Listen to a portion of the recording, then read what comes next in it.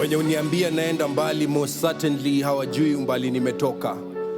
Same as wenye unishow to keep going, sometimes hawajui vile nimechoka. Time's up. The moment you've all been waiting for is here and nothing can stop. My youth watabaki kuwa the leaders of tomorrow if they don't register to be the voters of today. Sindio? Na kazi inatembea, mtajuaje mimi ni kijana ya hoka. From kuchoma picha, squeeze na ziuzia shutters. My name is Willie Oeba. Willie Oeba is a spoken word artist, born and raised in Nakuru. I do poetry for social change. My main beat is on social justice, in a bid to bridge the gap between what is real and what is possible, and expand whose stories get told through spoken word. Willie Oeba is passionate about words and about justice. I detest injustice just naturally. I believe I am very simple. That is what they tell me. And also I'm a lifeist. I'm very enthusiastic towards life and towards human rights and dignity. I do what I do because naturally, even before I knew that social justice existed, I detested injustice in my own right also as a kid. Every time nikisawai I do this, mi kumbuka mamangu. Hakuna kitu Willie ule mother iwezi do. King philosophy. Willie Oeba learned resilience early, watching his mother carry survival in a yellow paper bag. She raised her family alone. Willie watched her walk through town, selling second-hand clothes in the bag that became his symbol of resilience and dignity. I was raised by my mom, and we spent so much time together because she had a shop. After school, I used to go there, we chat. She used to give me stories, Bible stories, by the way. And I feel that is where I got the aspect of storytelling, even through poetry. Ukiwa mdogo ulikuwa rafiki yangu sana. Toka asubuhi, toka nimekushika mkono. Na kuacha nateremka shule na mimi naingia kazini. Na jioni ukikuja, tuko tuna wewe. Hata sasa nilikuwa napika chips, sangine nikitoka. Kwa hiyo area chips unabaki unachonga viazi, unaosha safi, unapika chips unauza. Naenda mbali, most certainly hawajui umbali nimetoka. Same as wenye Leo ni mimi nikikula miwa. Hapa ni kiosk, hapo Taka Flats. So ilikuwa area ya wazungu, Wahindi. Studio ni kazi inatoka. I do word for a living, so ni safe kusay kazi inaongea. Na kazi inatembea. Nakuru is known for poetry and art and spoken word. Na one of the places manze siwezi sahau ni hii base flani legendary. So 2017, 21st of January, I was almost shot because of mistaken identity. So Martin tokaga kwa hiyo kona, tukakuja vizuri, kashukia hapa. Mse mwenye nilikuwa naye kwa Martin, akashuka pia, tukakaa na yeye. Hapa kulikuwa na vibanda mbili. Moja ilikuwa ya viatu, na nyingine ilikuwa ya kuuza matunda. So akanifoldia ndani, walikuwa wanaangalia simu, wanasema ni huyu. Wana confirm. So I was agitated. Moja alikuwa drunk, mwingine alikuwa sober, one in uniform. Mwenye nilikuwa naye kwa gari alikuwa na plain clothes. Mwingine alitokea hivi. Tukikuwa tu na hapo na yeye. Then it was a altercation. Watu walikuwa wanauza pale viatu, manguo, nini, wakapiga nduru, mapolisi wakatoroka. But they say when a gun is put on your head, at that moment your whole life flashes in front of your eyes. This is the moment that made me start doing arts for social change. Yeah. When walisema your talent will bring you before kings. Ile first time niliitwa kuperformia royalty nilikataa. Decisions in life zinaweza kudrive crazy na uongeze juu bei ya ngata hata ukikataa. Apart from beauty, mi huangalia resilience. Kwa kila day mna try kubag. Because in life, everyone deserves a yellow paper bag. In your plan A. Na every time mi ufikiria kugive up, mi ukumbuka mamangu. Hakuna kitu Willie ule mother iwezi do. Inborn. Before the wind blaze, I knew I could become my own. Checking Nicky step, confidence ni deadly. Maombi ya man, ndo mana steady na panda. No man can lay asunder. Mama raised a wanderer. Warrior. Art traveled where systems cannot. Into buses, into streets, into memory. Through spoken word, Willie transformed everyday spaces into civic classrooms, turning every matatu journey into a lesson on rights, voting, and accountability. Huyu Makanga ako one police stop away from kulose another Finje. There's nothing to smile about when I know I am one stray bullet away from being a statistic. Na sis, degree ni makaratasi, hata mimi niko na moja. I do civic education in the matatus because spoken word poetry and arts for social change sometimes can be secret society. And when I say secret society, sometimes you can as well think like it belongs to a certain group of people. And then again, the message that my poetry holds belongs to the people. And sometimes these people cannot come to the high-end spaces that we sit in, sometimes as civic society, or may not have the monthly subscription to listen to the piece on Spotify. So I figured we had to take the message where it matters most, and that is to the people. Nasema life ni short na siongelei kinyasa. Na akaunti ya mwananchi ni empty kama akili ya mwanasiasa. In Nairobi, people, quote unquote, were very nonchalant because also a lot of crime happened inside the matatu. But we want to create a community where people talk to each other. We talk inside the matatus, we build communities inside the matatus. Even after we finish, now people start asking questions and you find someone else inside the matatu. I don't have to answer questions. Someone else inside there answers that question and people start talking and it becomes a whole baraza. Nimehangwa mola na siringi, hawezi nitoa hata na floss. The use of art for social change has made people believe that you can go in a public space or you can even speak truth to power. If Willie does it, then I can do it. I can do it at the comfort of my house. Videos started erupting. And people started retweeting, tweeting, got up to like 20,000 likes, millions of views. And now people started interacting with them and inject became a thing. And every time people spoke truth to power, they said, we are injecting. At our tag.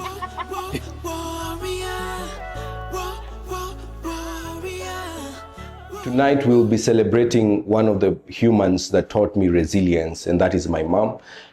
For me, the yellow paper bag symbolizes hope and resilience, the way my mom used to go out every single day and come back with maize flour just enough for the day, and we would eat, and tomorrow she would go back. Even when I get demotivated, I remember my mom and the way she used to go out with the yellow paper bag. She knew no one that she would sell to. She just hovered around the streets of Nakuru.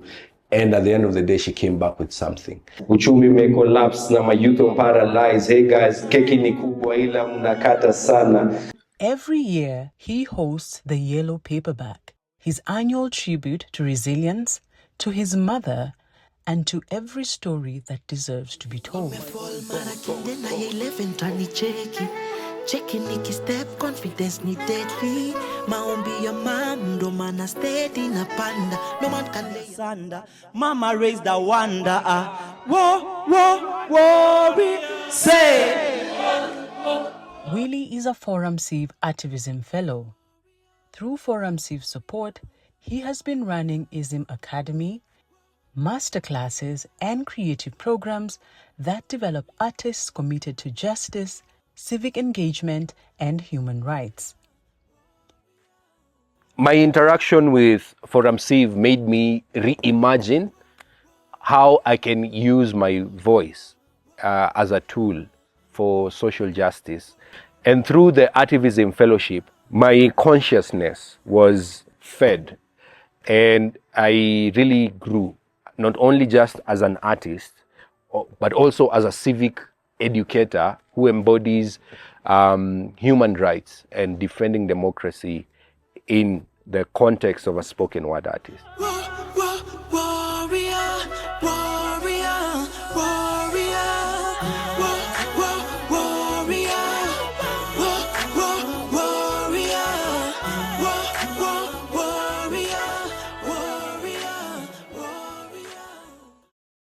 Mundo mi pande buru, mundo mi pande maricho.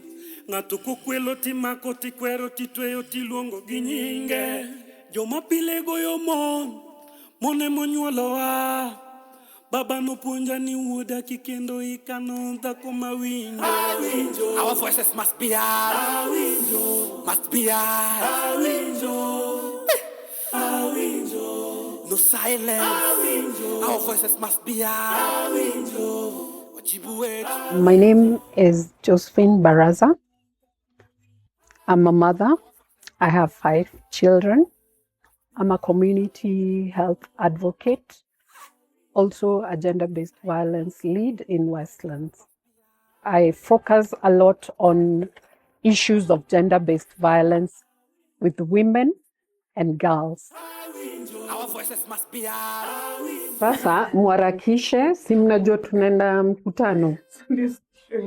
Kuna meeting. We cheka tu, unajua tu uja nini? Najakula. Young women, kwani mshasahau. Kuna meeting, mwarakishe. Tuende to prepare topic ya leo. Juu tuna observe 16 days of gender-based violence. Nataka tuko na hiyo topic discussion. Tusikie kwa ground because so far nika bado hii story ya kunormalize GBV inaendelea. Juu wase wengine uchukua tu kitu ni normal. Unaona red flag but bado unasema maybe huyo msee alikuwa na joke. Okay, everything is different for everyone else. Whatever you take as a threat is not what I take as a threat. So maybe for some victims, they did not see that as a threat. Alikuwa naona it's just a normal day thingy. What about the boy child? Wanafaa kujua. Ama hao sasa hawa watakuwa aje? Jumisi understanding they also play a part. Play the majority part. But sasa hao ni kama hawaambiwi anything, inakuwa tu girls. Hospitals hold secrets, not the kind that are kept, the kind that are never asked about, the harm that arrives quietly, the strength that no one ever records. Josephine knew both. Wajibu Wetu did not teach her to speak. It showed her that her voice already carried weight. In women's groups, in follow-up visits, in the stubborn refusal to let harm go unnamed. I get to interact with many girls, especially girls who are defiled. And the only unfortunate bit is the fact that families decide to come and interfere with justice. One of the chama women alikuwa tu amekaa kwa salon akitengenezwa nywele. Akasema, mimi OCS fulani amenisumbua.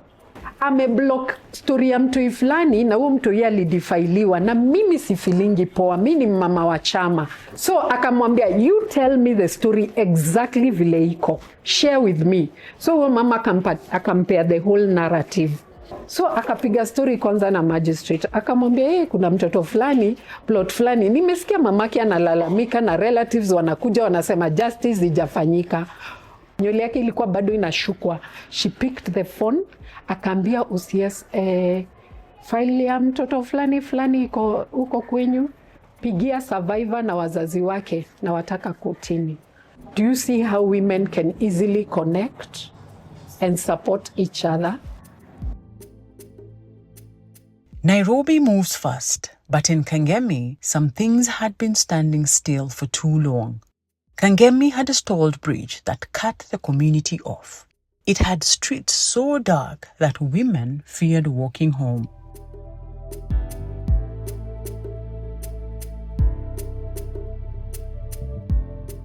Josephine and her chama members petitioned, protested, documented, persisted until the bridge was completed and streetlights installed. And with them, something else. The understanding that informed, organized women can reshape the cities they live in. She was one of the most active ladies. They really supported us when we were advocating. They went through some of the sessions with the Badili team and the successes. We applaud these people. Tunashukuru. Tunaona sayata hata watoto akienda shule ama vile kuna matope. Ni ukweli. Kuna watu kuuawa. Ni ukweli. Ile ushirikiano tulikuwa nayo ndio tukasukuma mpaka mheshimiwa wakakubali na rais hapa pakatengenezwa. Bado sauti yetu inaweza sikika huko juu tukikuja pamoja tuandike hiyo petition, tuweke signature alafu tuende tuseme. Every day, she meets the women who have fallen through the cracks, teenage mothers, survivors of gender-based violence, women with no financial footing, and no one in their corner. Jiulize kwanza, mimi ni nani? Hapo ndio swali ya kwanza inaanzanga. Lakini hatutaki kuacha mtu wowote nyuma. Tunaanzanga tu na chama. Kuweza kukalisha wamama kwa vikao. Sawa sawa. Through training from Badili Africa and the support of ForumCiv, she gained the tools to go further. She began home visits. She formed chamas, saving groups that become something more. Spaces for healing, spaces for learning, spaces where women practice speaking truth to power and then did exactly that. Muriega, mambo vipi, idhinade, we break the routine. Culture ikiham na mainafia utastand ka Fredrick. Communities zikiorganize tutapata programs ka Wajibu Wetu.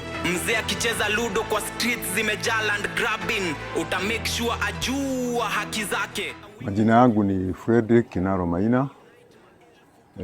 Mimi ni mkaaji wa Isiolo. Isiolo sehemu inaitwa Burati Ward. Kwa sababu mimi ni mwanaharakati wa kutetea haki za kina mama na pia mimi hupenda sana mambo ya kuhubiri mambo ya peace. More power to the people, more power. More power. Isiolo County, a place where the north meets the rest of Kenya, where for decades insecurity carved deep wounds into community life. Fredrick Minor came for work. He stayed because something in him decided to. But around him, something was breaking. So Fredrick did something quietly remarkable. Community zile ziko hapa zote ni wafugaji. Mambo ya kuibana mifugo hiyo ni kama mila. Huyu aiba ya huyu, kesho naye huyu anaiba ya huyu. Kuna wale wanasigisia naye wanalipisia wale kizazi wanaiba, lakini hawa wanaiba mifugo wanaenda kuuza. Beneath his home, a bunker. During the worst attacks, he and his wife opened that space to women fleeing violence. Sasa katika hii kijiji, mimi nilikuwa nimejenga kanyumba moja tu ya mawe. Mimi peke yangu nilikuwa na hiyo karumu moja. Ndio sasa waliona ni safe. Wanakimbilia kwangu wakuja wajifishe. Sasa hata hawa walikuwa hawajui, lakini walijikuta mimi nimewafisha mahali. Sasa wakafurahi wakaanza kuelezana. Oh, hapa kwa Baba George ni mzuri, wananiita Baba George. Unajua vita si siku moja, usiku kuna vita. Baada ya siku mbili moja kuna vita. So lazima sasa kila jioni wakuje kwangu. So walikuwa wanakuja wanalala hapa, kina mama, watoto, nini. Wanaweka karai ya kujisaidia hapo. That instinct to shelter, to protect, found a larger home through Isiolo Gender Watch, an organization founded by Grace, a woman who shared his conviction. When we started Isiolo Gender Watch, we did not have any donor. And that is the time ForumCiv came on board and funded us through Wajibu Wetu 1, Wajibu Wetu 2, and we are now at Wajibu Wetu 3.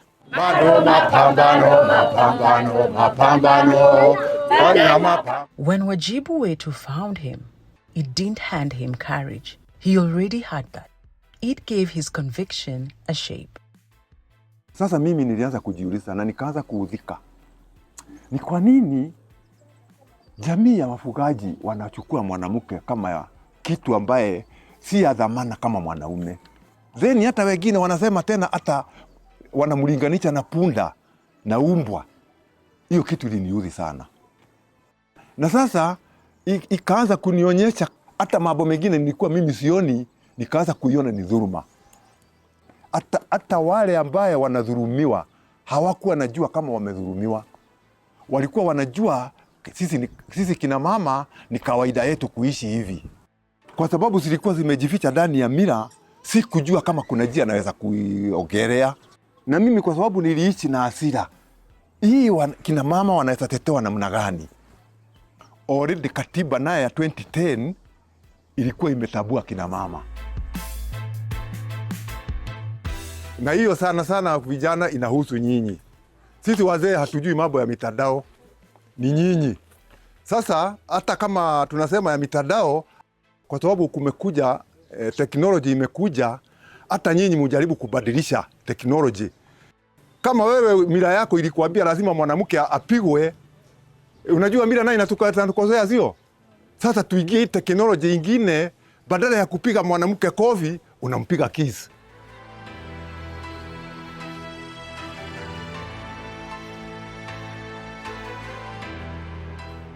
Justice, he learned, doesn't happen by chance. It is chosen again and again. In conversations that make people uncomfortable. In rooms where no one is willing to speak. That knowledge became action.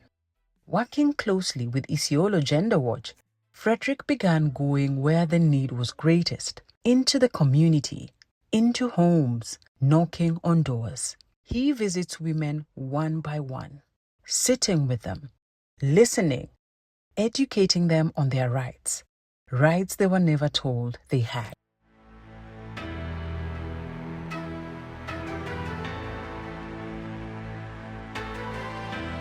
Oda Mwabdia, mko salama? Habari ya watoto? Salama kabisa. Habari ya afya? Nzuri sana. Sasa mimi nimekutembelea. Kuna wakati kina mama hawa walihamasishwa mambo ya kujitegemea. Kweli. Ikiwa njia moja ya kumaliza mambo ya dhuluma ya kijinsia. Mimi zamani nakuaga mama tu ya nyumbani hapa. Mzee ndo alikuwa anatafuta, wakati hiyo hatukuwa na sisi ni kuzozana hapa. Nyumba haina amani.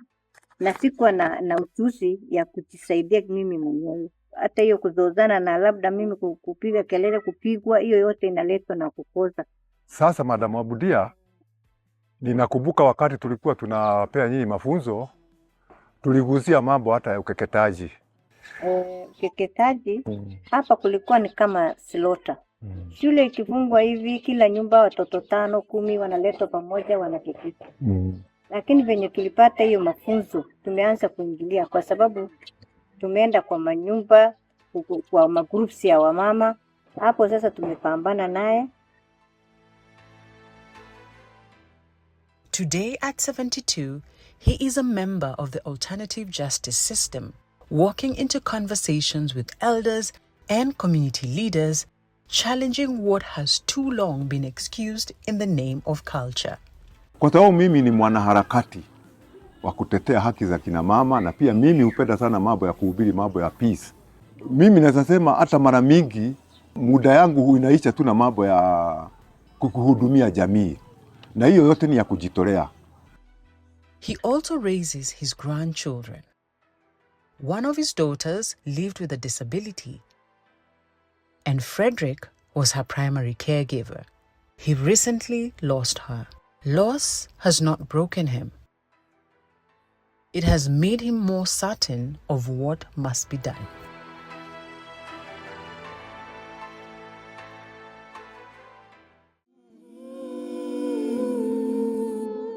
When the afternoon sets and the evening sets, Lord, show me the way. My name is Eululo Esther, and I'm from Kakamega County. Lord, show me the way. Lord, show me the way. Muluo? She's yako. Honesta. No. Nani? Ni fumba mbushro bilai. Bilai. Kodi abala mfaneo. Opango kutsiali. Kibarua ano kolori. Akubushira pole pole. Siembere bashesa osenzie barere chai. Rio mno.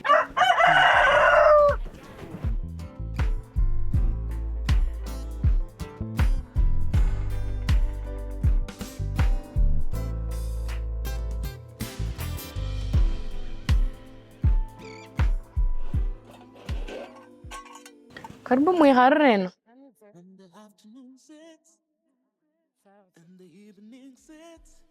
Mimi natoka. Naenda Shisenyi. Kwa shule? Nienda nione ile class walisema nacho. Kama ni ukweli iko na shida, kama imebomoka tuandike barua tupeleke kwa ofisi. In Mumia's East, the neglect was so old it had stopped feeling like neglect. Broken classrooms, roads that rain erased, children navigating spaces that were never built for safety.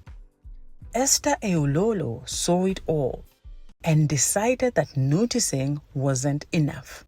Hi, so niko Eshisenye Primary School and hii shule haikuwa hata na gate, fence haikuwa. So as we go to this school, we are leaving it at least ikiwa na only one entrance. In case of anything, mtu anajua tu the person entered through the gate.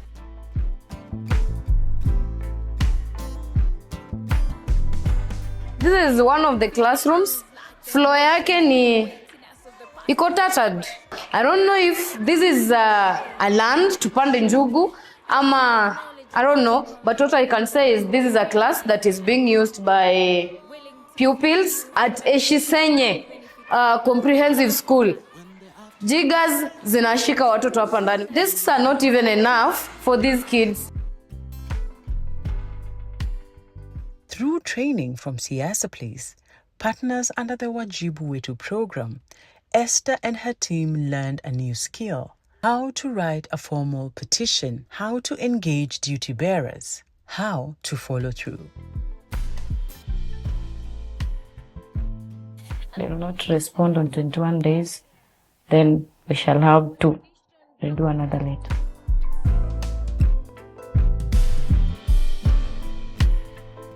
Under Wajibu Wetu Programme, what we were trained by Siasa Places: one, identification of the issues we feel they really press the community.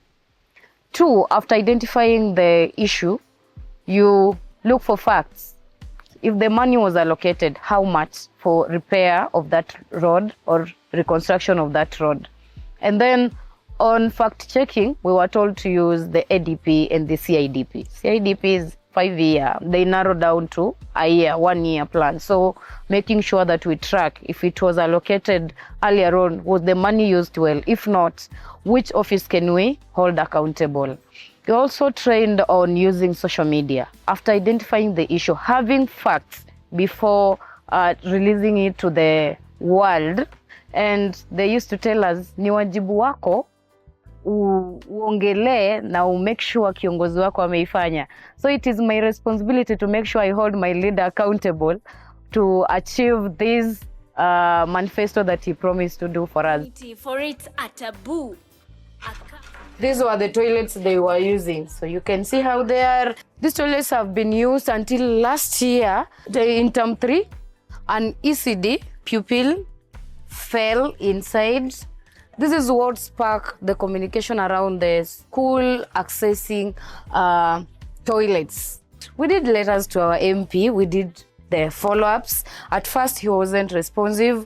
But with time, with consistency and posting all over on social media and everyone just looking at it, commenting and calling him to action, we have now a success story that, Turus, let me show you what we have at the moment.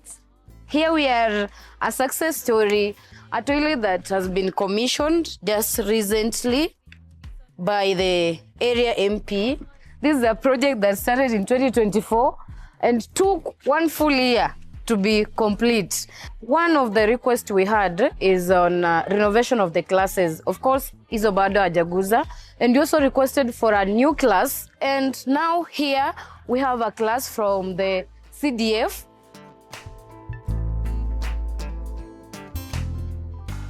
At the county hospital, she volunteers weekly, ensuring that deaf patients can access care with dignity. Because of communication barrier, it was hard for me to come to the hospital. And now it's important to me communicate everything. Thank you so much. Mungu akubariki. In Mumias East, accountability has a face, and that face speaks in many languages.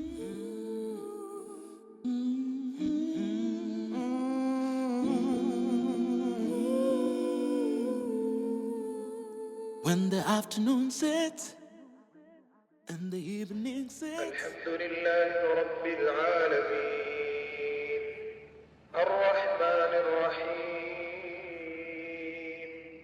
Malik Yawmiddin.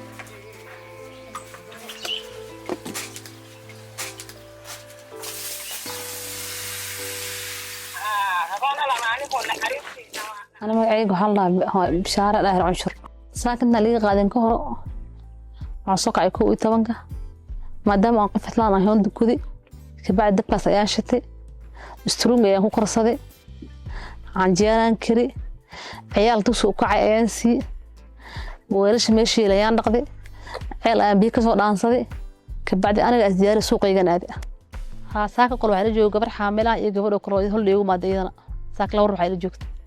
In Wajir County, distances are vast, roads are few, information is precious, and for years, what civic leaders decided rarely reached the people it affected most, until Wajir Community Radio spoke. Not every act of courage begins with speaking. Some begin with a simple decision to listen. Radioni ta community radio ti ta yubumi arda wajera Bishara arre abdi kayu. Every day, Bishara here tuned in, following conversations about rights, about leadership, about what communities are owed and what they can demand. Sangafana walinu galgal kan sangafane el saditi armako sagab kagara eli taabto waxaa waay walaalay barnaamij xilkan waa barnaamij aan lagu kala cabsanaynin ninka jooga waa nin gareeqaan ah ma cabsada ninkaas markii laga dhahaa meel heblaay aan ka soo jeedaa meel heblaay wax qabadkeeda maxaa ka jira dad dhaada isku weydiiyo dhaada waxaa ka aasigo tacliim waxaa kamid ah oo xilkan anigoo idaacadan ka qayb qaatay niyasan soo wacdo dhaay hadii idaacada iska dhaaf weys iska jir inaan dacweyn karo oo report ka geyn karna barnaamijkan aan ka bartay waan ku dhaqaaqay wallahi idaacadaha way u duwada idaacadaha ma famous waxay soo qansama marka idaacadan la soo waca idaacadan waa idaacada dadka ay ka cawdaan 4 ka xalimo waxa ka maqan waxay rafaadin oo meey ama amara hays ama rafaadin ama istaalaan hays ama daawlaan hays iyo qafka talabaatanaad oo Bishara nimanka idaacada ka baafinaysa. السلام عليكم ورحمة الله تعالى وبركاته كل وعنا ونكسن وموجودة دركادو تحي سجل بردبع سجل FM بحثاً هذا نقوله هاي سيد الله والسلامة يعني ما يعيب وهو بشارة وآلا يعبك سوى عدسان رئيس حديث وحيقه ويديسي هو تتاها تاكل هو يؤديه ويبشعفيه بدنا اسكول له مركلة تاكل. Mama Bishara saw the condition of classrooms in her community.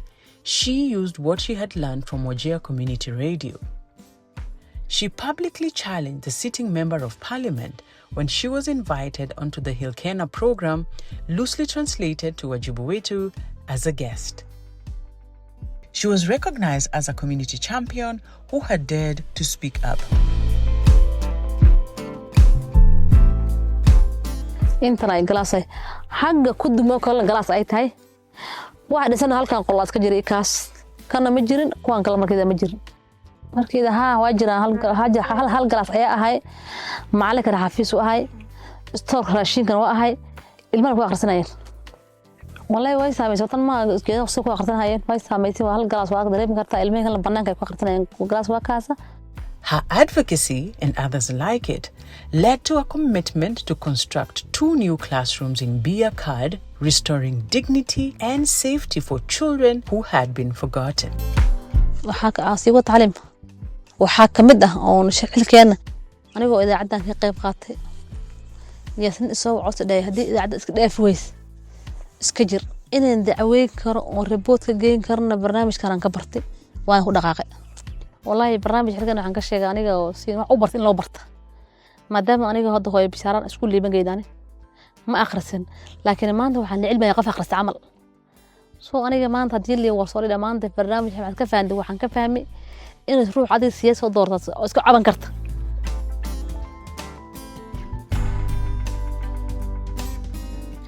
Through Wajir Community Radio and the Wajibu Wetu Programme, information is no longer confined to offices and boardrooms. It travels into homes, into businesses, into the ears of women who now know their rights. In Wajir, a daily listener became an activist of change in her community. And in doing so, she reminded an entire community that accountability begins with a single person who refuses to stay silent.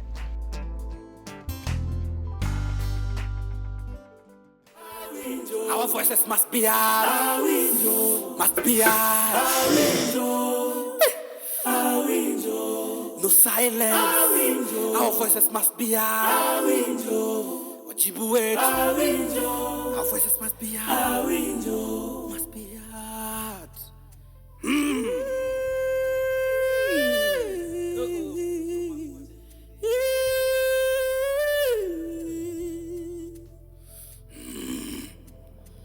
I am Duncan Onyango. I'm born and bred in Kisumu County. Our work is based on how would you want to change the lives of young people in Kisumu County. And it's not only ensuring that they are participating or they're shaping decisions within the localities where they come from, but it is how do they get involved without losing focus of what they want. Democracy is not just a word. It is a practice. And in Kisumu, a young man decided this generation needed to practice it every day. Young people are often described as the future while being excluded from the present. Duncan Onyango questioned that contradiction. How the late Raila Amolo Odinga got to where he is right now, from the time he was detained to the time we achieved multi-party. If he was able to do this at that age, then we can start early and also do something and change some things small by small. Around 2015, I mobilized like-minded young people, and we were able to form Kisumu Progressive Youth, and we were able to register the legal entity, and this gave us an advocacy platform that can drive change and engage with the leadership of Kisumu County in a meaningful way without going to the streets. And I was elected the first speaker of that youth model assembly. Through assemblies, town halls, and repetition, participation stopped being theory and became practice. Democracy, Duncan realized, is learned through doing, failing, adjusting, and returning.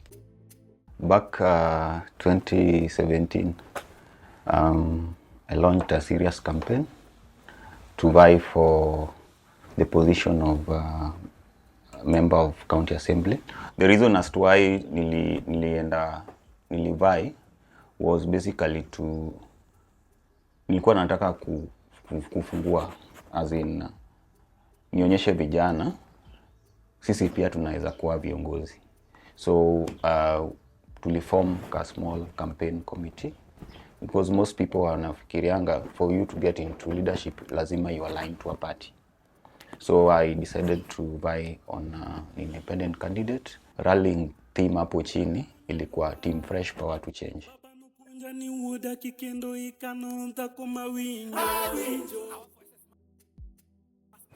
The floor is open for members.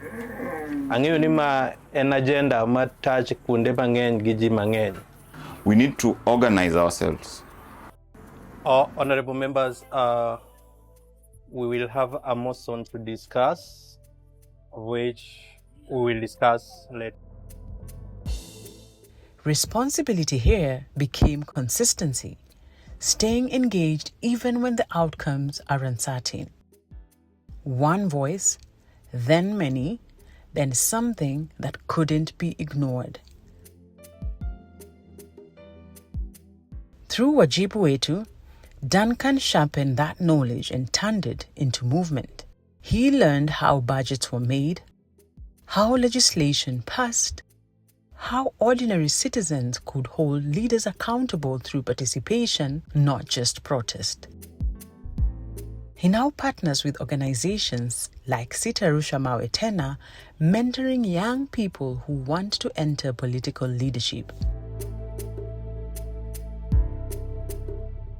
And when the environment needed attention, Duncan helped establish a zero-waste facility in Kisumu because civic responsibility does not stop at the ballot box. In a normal conventional setting, you would sit with people, try to impart information to them, but ataskia, ataboeka, sindio? So we found a creative way of communicating to young people. And then the other thing that we've also been able to do through art was community organizing.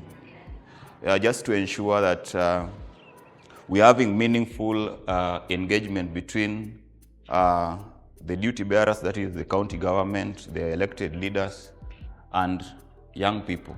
In Kisumu, democracy has a new generation of individuals driving change.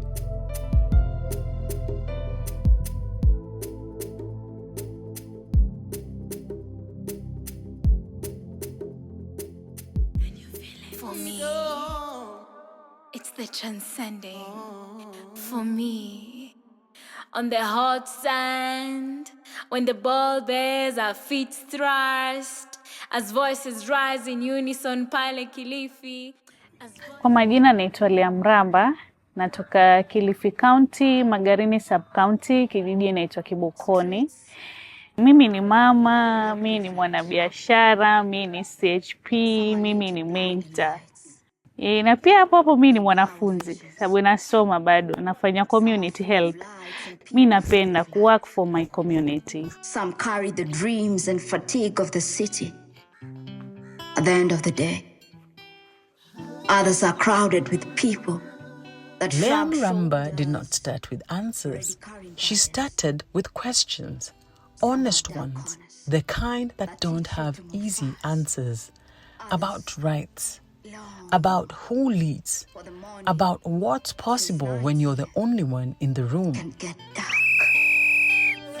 7, 8, 9, 10. Oi! Hapa kwetu wasichana wengi naona wengine wako mtaani wameacha shule, wengine ameolewa, yuko ni mdogo ameolewa, amezaa, amerudi nyumbani, hana kitu yote ya kufanya, watu wakotoa idol. So nikaamua kuja na idea ya kuform football team ya wasichana, hao young mothers na hao young girls. So timu ikawa imekamilika sasa, tukawa tunaenda tunacheza, na pia kama ni mentorship tunawafanyia, kama ni activity tunataka kufanya sabaki, pia hao wasichana wenyewe wanacheza pia na wa involve kwa hizo activity, ndio at least pia wao wajue ni nini kinaendelea, wajijue, wajielewe pia. Amka!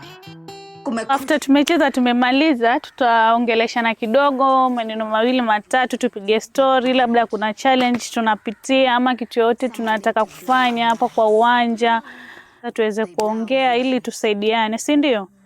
Ili timu yetu ikuwe vizuri na tuwe wasichana wazuri, tuweze kucheza vizuri. The dreams and fatigue of the city. At the end of the day, others are crowded with people that shrug shoulders. Pongezi kwenu, si ndio? Sikuona kama kumekuwa na maneno, naona mmecoordinate vizuri kwa kiwanja, kila mtu amecheza, japokuwa wengine wamefungwa, lakini morale, si ndio? Mornings are beautiful.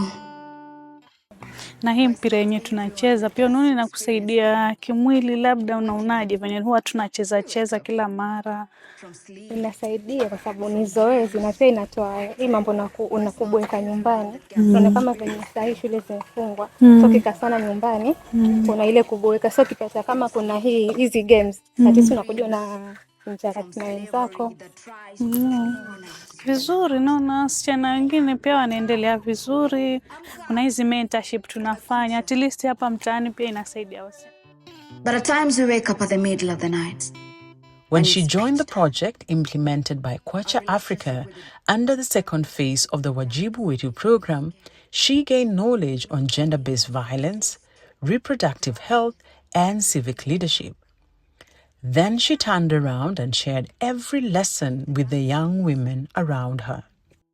So sisi kama wasichana tusinyamaze. Kama kuna challenge yenye unapitia, unakuwa free kumwambia mwenzako, na usinyamaze, tusiumie, amekafikia mahali mpaka ukaona acha nifanye kitu fulani. Ukishia na mwenzako, ule mzigo unafanya nini? Unapungua na wewe unakuwa free kidogo. Idhinade, we break the routine. Sasa sisi wasichana tuna shida moja. Kuna vile naweza mfuata Mariela, sawa, nitamwambia mimi basi niko na kitu fulani, sawa, nisaidie. Lakini sasa yeye atanisaidia, lakini kuna vile nikiondoka ataja kesho na mtu mwingine. Wewe basi unapenda kuomba sana, shida yake ni hii na hii, sasa siwakuta. Sasa watu wengine sasa kuna vile niko na shida lakini sasa siwezi mfuata kwa sababu naweza kuja kumwambia kesho kutwa angesikie kwingine. Sawa. Yaani unaona ile aibu watu watasemaje? Mimi nikijulikana kwa nimepanga uzazi. Inaleta sasa hii mambo ya early pregnancy. Si eti mtu hataki, kuna wale wanataka, lakini ile aibu. Penye mtu anasema Sisi kama wasichana venye tumeongea hapa, pale nyumbani kuna dadako, labda mdogo wako, mkubwa wako yuko pale, ama jirani, mtu hawezi jiongelelea, hawezi kana mwenzake akamwambia ile kitu yenye inamsumbua. So msichana kama yule ama young mother kama yule, kama yuko hapo mtaani, ni jirani, ni dada, pia unaweza mleta. Tukaja tukafundishana mawili matatu hapa venye watu tunafundishana kila wakati, tuweze kuenda mbele pamoja na tuweze kusaidiana kwenye hii jamii yetu, tuwe wasichana wazuri, wasichana wenye wako informed, wasichana wenye wako confidence, wasichana wenye wanaweza simama wakajiongelesha, tukafundishana na tukaenda mbele kama wasichana ama kama young mothers. Through mentorship, through organizing, through showing up, she turned access into pathways, not just for herself, for every young woman watching to see if it could be done. Responsibility for Leah meant becoming the thing that was missing, visibly and intentionally. We're approaching the peak. We don't know when. Akine. This program started just 5 years after devolution, and at that time there was a lot of keenness on issues of democracy, issues of governance. Even though many people were aware, it still felt like the responsibility is on the leaders, and very few people thought I have a role to play in ensuring our constitution works, ensuring devolution works, and hence Wajibu Wetu, which loosely translates to our responsibility. So it's been 10 years, 3 phases, with the support of the Embassy of Sweden, implementing this program that rallies around ensuring that young people and Kenyans in general are able to think of democracy as their own responsibility. The 10-year partnership with ForumCiv, it is very clear that to implement the locally led development is the best way if we really want to make sure that sustainable results will be achieved. We have also seen that it's very important to support more of non-traditional actors here in Kenya.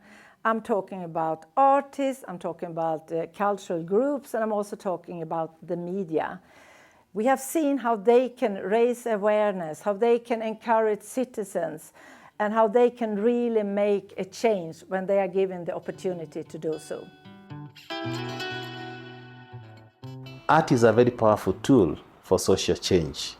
And if you consider even globally, people who are driving change, they have been musicians, whether it is politicians, when they are doing campaigns, you find they have invited big names musicians, right? Why? Because art moves. It speaks to your heart. And when somebody speaks to your heart, you are actually convinced. So that's why art is a powerful tool for advancing social justice. But you see, art, you go and draw things in town and you go, those things speak volumes.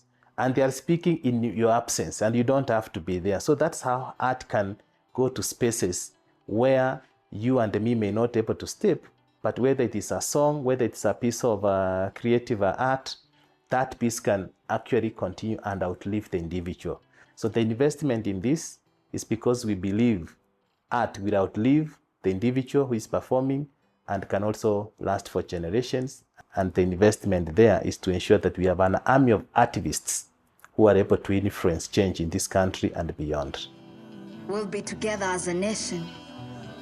We'll not scatter. And what has impressed me is the fact that throughout the project cycle, the program cycle, there are voices coming out very clear now from these communities. They've taken a center stage and they are deliberate now to come and shout, not shouting in a bad way, but perhaps to say, here we are, we know our rights, we understand what is required of us from the law, and we understand what the government needs also to deliver to the community. They ask the right people the right questions, and that for me is really something that is really standing out, because the voices now is coming out clear. There's a lot of collective action because you don't see one person just standing alone and going to ask you questions on behalf of the community, but they come together because they know once they come as a community, as a collective voice, people will listen. And especially the right people, now the duty bearers. Because of our work, we have seen deepened democracy in Kenya. Particularly, the young people that our partners are working with have come out very strongly to seek good governance from their leaders. A greater push on Chapter 6 of the Constitution in demanding that our leaders live up to the Constitution and the values that we as Kenyans pride ourselves in. From the embassy's perspective, it is very important always to focus on results. And sustainable results comes very clearly if we can implement the locally led development agenda, making sure that we as donors support a local ownership from the local organizations that we are actually supporting. Thanks to our support, we have also seen that we have not just only supported financial support to one organization. We have also seen how they have started to work more closely together, how they start sharing information, lesson learned with one another. They have also starting to speak more strongly with one voice, because that is when also the different organizations will have a more important role here in Kenya. A big thank you to the current founder of the program, Wajibu Wetu 3, the Swedish Embassy in Nairobi. They have trusted us with resources. Also, Hewlett Foundation, Ford Foundation, European Union. We also now have even a program supporting capacity of the staff.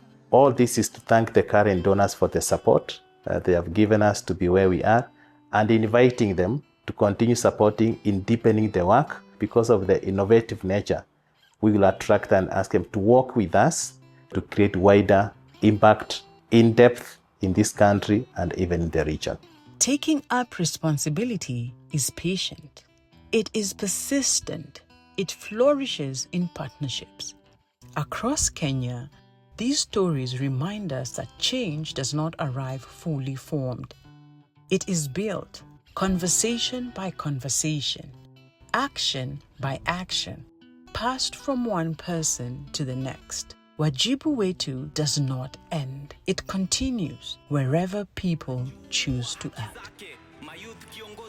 Ni wajibu wetu kuhusika, ni wajibu wetu kufuatilia, ni wajibu wetu kuhamasisha community zetu. Ni wajibu wetu pia, it is our responsibility to ensure that the rights of the community, especially young people, are respected while they are participating in any governance process. It is our duty to stand out and start getting the changes that we have been dreaming of. Ni wajibu wetu, ni wajibu wangu, ni wajibu wako. Jumuika, sikika. Kujumuika na kusikika ka Duncan, Mogadhi akijipiga kifua akijideclare the most high. Ni mokoroga mana courage ya Njoya na muge article 2 ya katifa. More power to the people, more power. More power. More power to the people, more power. More power. More power, Wajibu Wetu, more power. More power. More power to the people, more power. More power. More power, Wajibu Wetu, more power. More power. More power to the people, more power. More power. More power, Wajibu Wetu, more power. More power. More power. More power. More power to the people, more power. More power. More power to the people.